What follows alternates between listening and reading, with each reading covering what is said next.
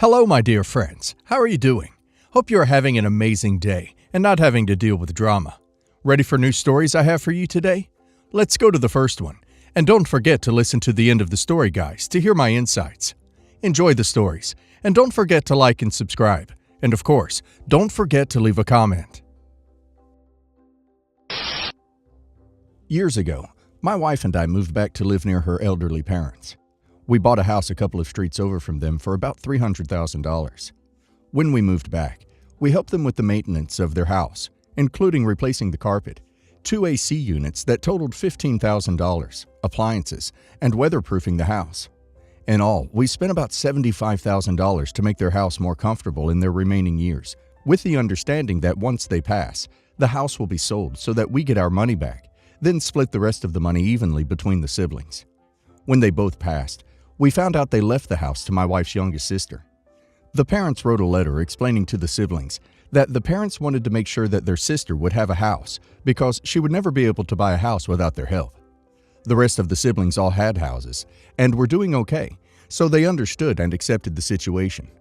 I was livid because we poured money into that house and now we're not going to get it back. My wife and I argued for weeks until I realized I had to accept the money as gone or else my marriage would be ruined. Over the years, the price of houses increased dramatically in our neighborhood, and now our house is worth $1.75 million. Sister-in-law's house is worth over $1 million, and her property tax is over $30,000, which she struggled paying every year. Last year, her husband was let go from his job, so they couldn't pay their taxes in January. By February, they received a letter stating they were considered delinquent, and now they owe a 6% penalty fee and a 1% interest in addition to the tax. On July 1st, the penalty will increase to 12%. The problem is that all of the siblings had financial difficulties last year, so none of them could loan her money as they did in previous years. However, we're doing okay, so my wife asked me the other day if we could loan her sister the money. I said we poured enough of our own money into that pit and refused her request. Our arguments have gotten to the point where we're both shouting at each other. I know I can be petty, but I think I'm justified to not loan over $30,000 to a person who stole $75,000 from us. My wife doesn't want her sister to lose the house they were raised in. Sister-in-law can't afford her house. The only solution that makes sense is for her to sell the house and purchase something she can afford.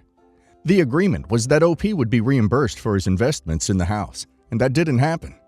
OP's wife's sister received a significant gift, and it's fair to expect her to manage it responsibly. It's not OP's obligation to continuously support her financially, especially when OP has already sacrificed a lot and lost a lot of money. And now let's hear the community's opinion. If you pay the taxes this year, what's going to happen in all the subsequent years? They need to get that house on the market ASAP. She owns a house that's presumably fully paid off, unless she did something silly like get a mortgage on it, and worth $1 million.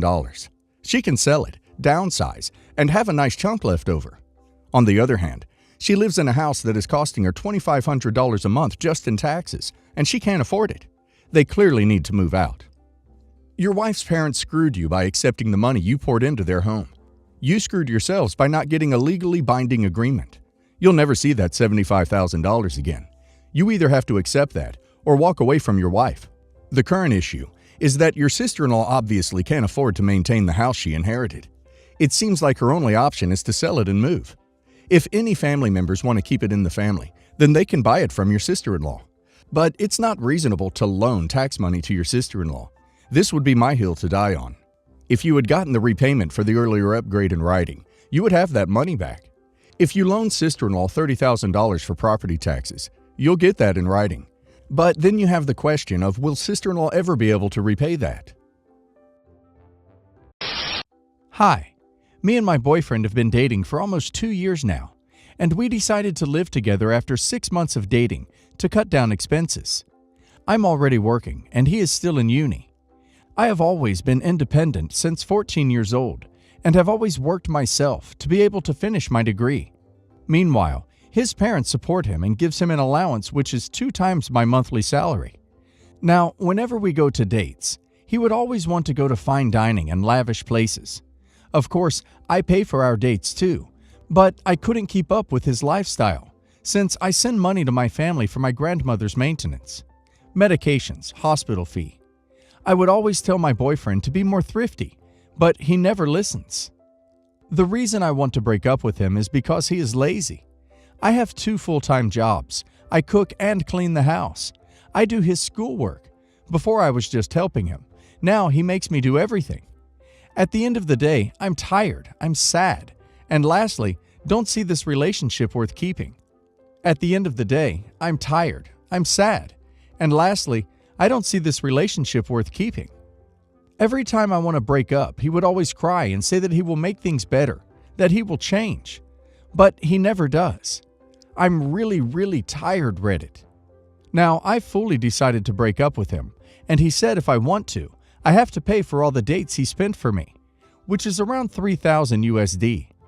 I'm crying right now because I have to pay something so big for my freedom. I don't know what to do now. Edit. I'm on a working visa in this country. I will be deported if I get a bad record if he ever reports me to the police. I want to run away from it, but I can't. Send him a bill for all the housework you did over the time you were with him. Make sure to rack it up to something like $10,000, and do insist on getting paid the difference. Why do you think you have to pay him? First of all, you don't owe him a dime. Secondly, unless he's going to leak some dirt on you, you're free to leave. But if you want to be petty, you can bill him for your previous cooking, cleaning, and homework services. Based on the big college scandal a few years back, I'm guessing the college homework pays the most. So next time he asks for payment, just let him know you broke even. I am an Indian guy. In my country, astrology are given extremely high priorities, and their words are treated like the absolute truth. Now, I am a defense aspirant. I have a dream of joining the Indian Army's elite special forces once I grow up. My parents never actually liked the fact that I want to go in the Army, as my alternative choice is the police. So they very often try to break my morale and my will. They try to shout at me to tell me how worthless I am and how I'll never make it in the Indian Armed Forces. I never gave one. Frankly, my soul sister trusts me a lot, and that is what gets me going. Their words really don't affect me anymore. But today was the last straw. My mom gave a very famous astrologer my details and also asked him about my past life. He told her yesterday that my kundli, the formation of planets when I was born, is almost perfect. Except for my studies, I can get what I want, etc. This continued for some time. And then, when he talked about past life, he asked my mom whether I'm a defense aspirant. She said yes, and the astrologer told her that I have been in the armed forces in my previous life, and I'm going to join it again. This really set my mom off, and she started asking her a lot of questions. Some of them were, is he going to leave us? The astrologer said, of course, since civilians can't stay with active military personnel. However, he will always be in touch. After a while, my mom made me sit down and started guilt-tripping me, forcing me to not join the Army, saying things like, I carried you for 9 months, and you're going to leave me like this. And you told me you would never leave me, and you are. And you are going to leave us. You used to say you will stay with us forever. I was 5 when I said it. I didn't react, but then she started spamming my WhatsApp. She sent me 15 hellos under 2 minutes. I was in a different room and was studying. I went to ask her, is everything okay? Then she started this again. Your father was asking me, why will he leave us? Can't he stay with us?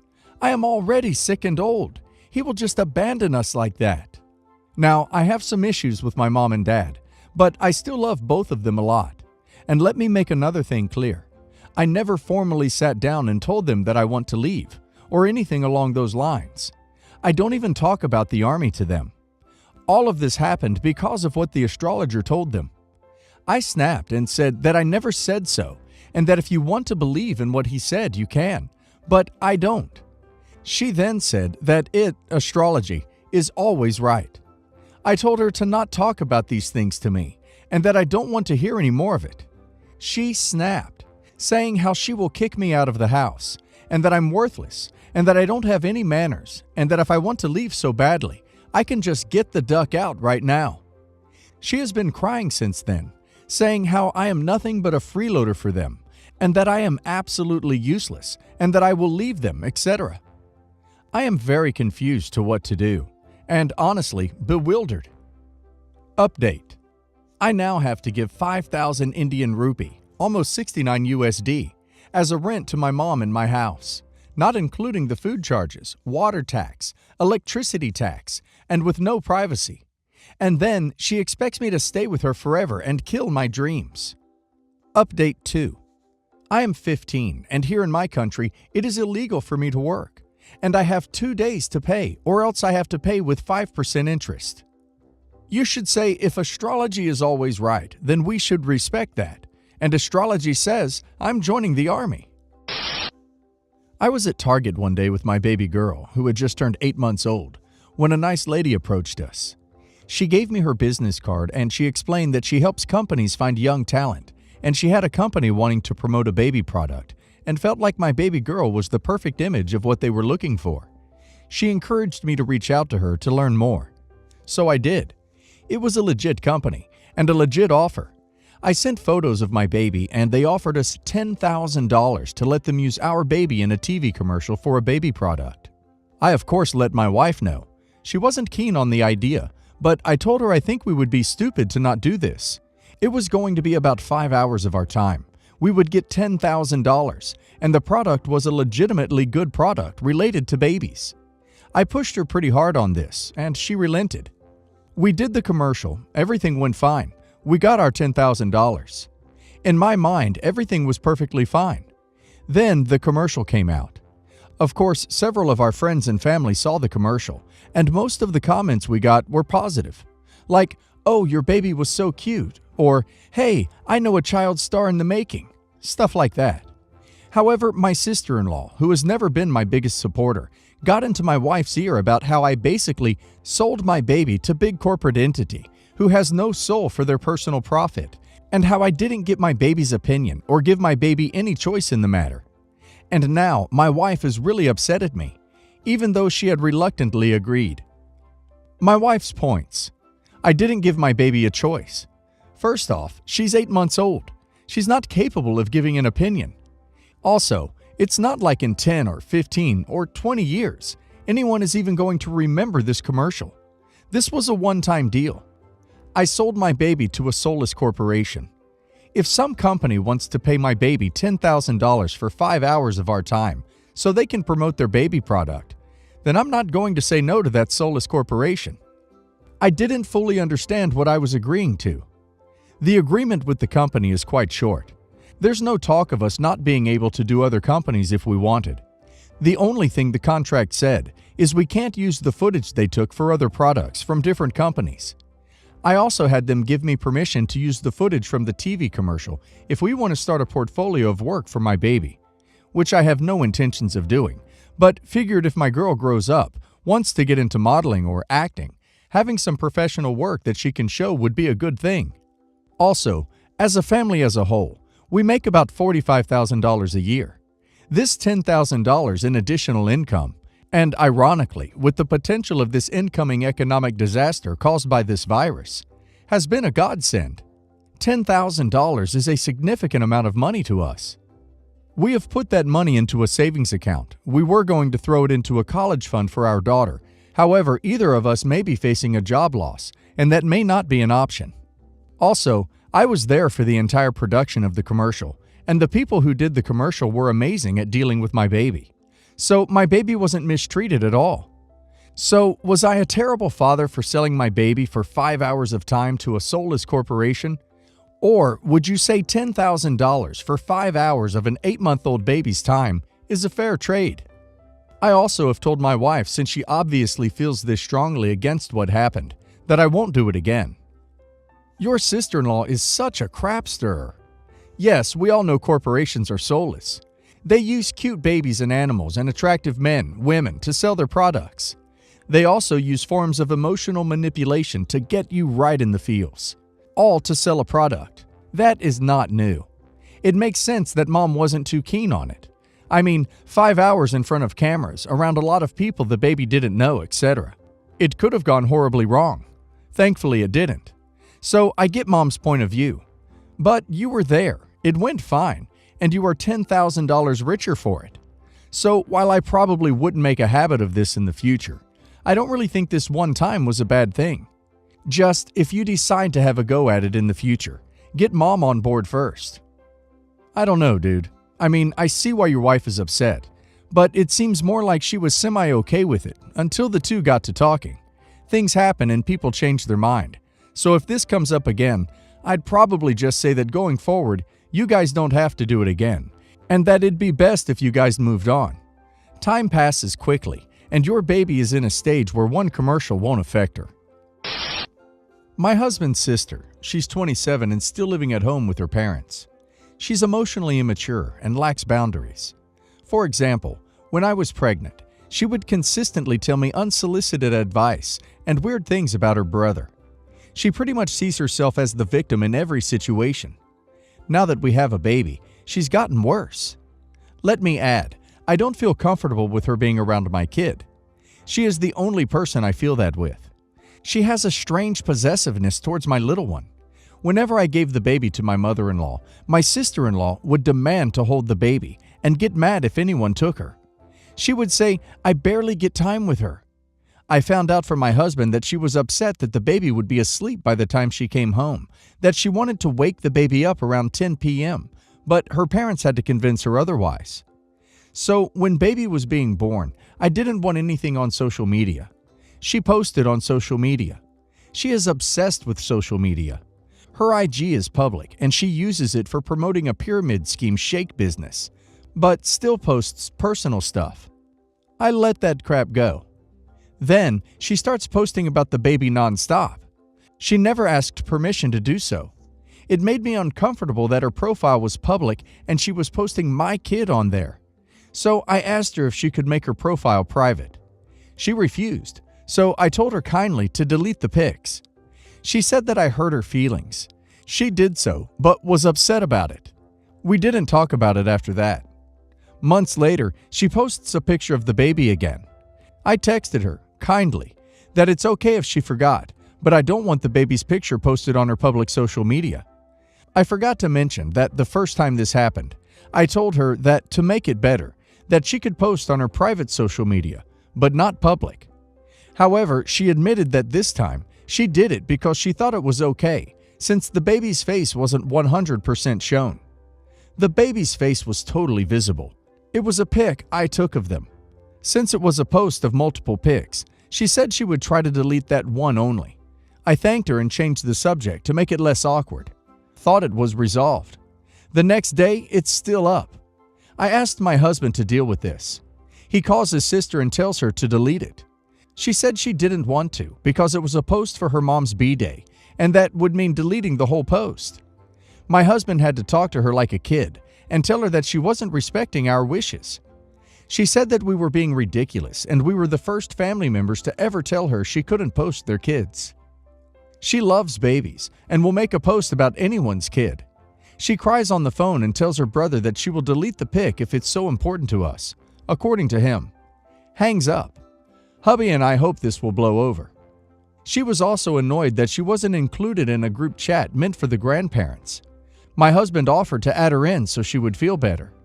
I reluctantly agreed. I was worried that this would reinforce her behavior. When I go to add her, turns out she blocked me. My husband confronts her and she admits to blocking me so she can post pics of the baby. She said she also was trying to see if my mom, who has her social media, would tell me if she was posting about the baby. She was convinced that me and my mom were secretly monitoring her socials to spy on her. I don't often check her social media, and my mom and I have rarely talked about her. She was defending what she did and used the fact that my husband never calls her for an argument. She attempted to make him feel guilty about that fact, to justify what she did. My husband, with my support, has forbidden her from posting about the baby at all. She unblocked me but has not said anything to me. It's weird now, especially when we are FaceTiming the grandparents, and she pops up telling the baby she loves her, blah blah.